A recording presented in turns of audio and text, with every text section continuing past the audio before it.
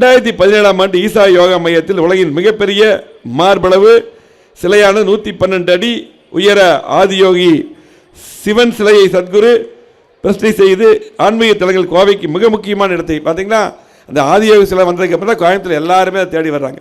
அந்த சிலை வைக்கும்போது பார்த்தீங்கன்னா பல்வேறு பிரச்சனைகள் இருந்தது, எல்லா முக்கியமானவர்களெல்லாம் தெரியும். அப்போ வந்து பார்த்தீங்கன்னா பாரத பிரதமர் அதுக்கு வந்தார். அப்போ முதலமைச்சராக அந்த எடப்பாடியாக இருந்தாங்க, நான் உள்ளாட்சித்துறை அமைச்சராக இருந்தேன்.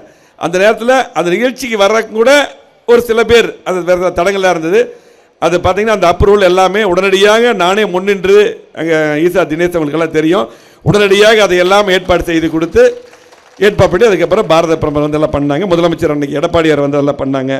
ஆகவே அது இன்றைக்கி பார்த்தீங்கன்னா எல்லாருமே தமிழ்நாட்டில் மட்டுமல்ல மற்ற மாநிலங்கள் எல்லா பக்கம் இருந்து வெளிநாட்டிலிருந்து கூட வந்து ஆதியோகி சிலை பார்த்து எல்லாமே வணங்கி செல்கிறாங்க. அது நமக்கெல்லாம் பெருமை. இந்திய அமைப்பு நாடு மற்றும் கலாச்சார எல்லைகளை கடந்து பல லட்சக்கணக்கான மக்கள் வாழ்வில் மாற்றத்தை ஏற்படுத்தியுள்ளது. ஈசாவின் செயல்பாடுகள் உலக மக்களின் வளர்ச்சிக்கு ஒற்றுமைக்கும் ஒருங்கிணைந்து செயல்படும் பயன்பாட்டை கொண்டது. அது மட்டுமல்ல, மேலும் ஐக்கிய நாடுகள் சபையில் பொருளாதார மற்றும் சமூக பிரிவு அமைப்பு ஈசா அறக்கட்டளைக்கு சிறப்பு ஆலோசகர் தகுதியை வழங்கி கௌரவித்துள்ளது. இதெல்லாம் பெருமை நமக்கெல்லாம். கண்டிப்பாக ஈசா அறக்கட்டளை மூலம் 1994ஆம் ஆண்டு ஈசா யோகா மையம் ஆன்மீக மற்றும் கலை கலாச்சாரத்தை குரு சிஷ்ய பாரம்பரியத்தையும் புதுப்பித்து வருகிறது.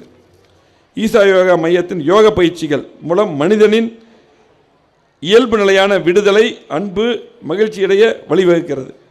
தன்னை உணர்ந்த ஞானியின் வழிகாட்டுதலால் உள்நோக்கிய பயணத்தின் வாய்ப்பையும் வழங்கியுள்ளது. அதே போல் ஈசா சமூக நலப்பணிகள் பார்த்திங்கன்னா உண்மையாலுமே பாராட்டக்கூடியது. நம்மெல்லாம் சமூக நலப்பணிகள் இருக்கிற மக்களுக்காக இருக்கிறோம். இன்றைக்கி நான் இருக்கிற அதே போல் பார்த்திங்கன்னா சகோதரி வானதி எல்லாம் இருக்காங்க. இதில் பசுமை கரங்கள் இயக்கம் ப்ராஜெக்ட் கிரீன் ஹேண்ட்ஸ் பார்த்திங்கன்னா சிறப்பான முறையில் இன்றைக்கி சுற்றுச்சூழல் விழிப்புணர்வு ஏற்படுத்தி 11.4 கோடி மரக்கன்றுகள் நட்டுருக்காங்க.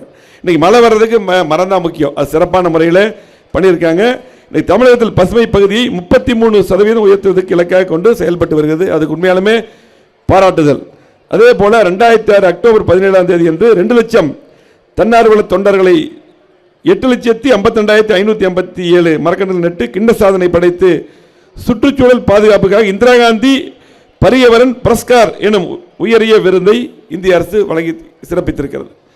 இது பார்த்திங்கன்னா இந்த மாதிரி பல்வேறு நிகழ்ச்சிகள் ஈசா மையம் சத்குரு நம்முடைய தொகுதியில் நம்ம பகுதியில் இருக்குது, நமக்கு பெருமை. அது மட்டுமல்ல, நம்முடைய சாமிகள் பேசும்போது மருதாசன் ஐயா பேசும்போது நிறைய சொன்னாங்க. நம்முடைய நொய்யல் நமக்கு வந்து மிக முக்கியமான நதி.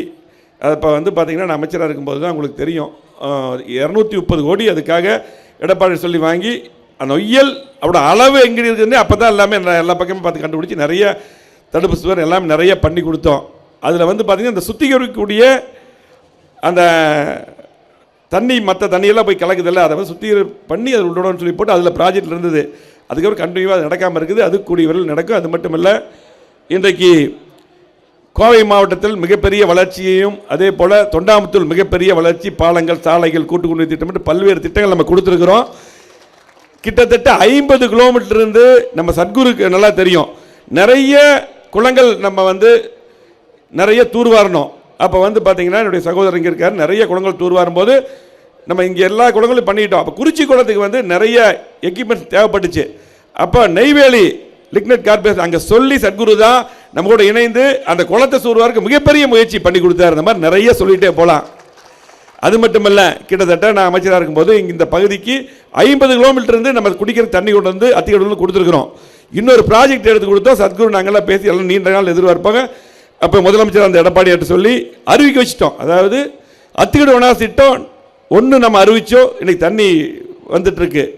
திட்டம் 2ல் இந்த பகுதியெல்லாம் இல்லாமல் இருந்தது. அதை நாங்கள் சேர்த்து அன்றைக்கி எடப்பாடியார் முதலமைச்சர் சொல்லி இங்கே இருக்கக்கூடிய 90 குளங்களுக்கு நம்ம ப்ராஜெக்ட் எல்லாம் அறிவித்து ஃபண்டெல்லாம் அலாட் பண்ணுற நேரத்தில் ஆட்சி மாற்றமாக இருந்துச்சு. இப்போ நம்ம பகுதியில் எல்லா திட்டம் செஞ்சிட்டோம்.